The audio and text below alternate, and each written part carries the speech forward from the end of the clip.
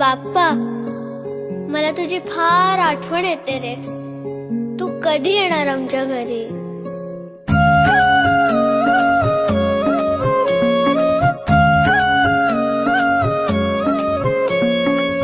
देवा तुझ्याच साठी उघडून दार, वाट पाहून झाली फार.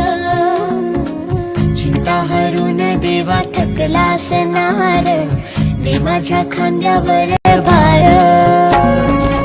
थोडा इथं टेकून जा, घास खाऊन माझ्या हातातला. गणराया गणराया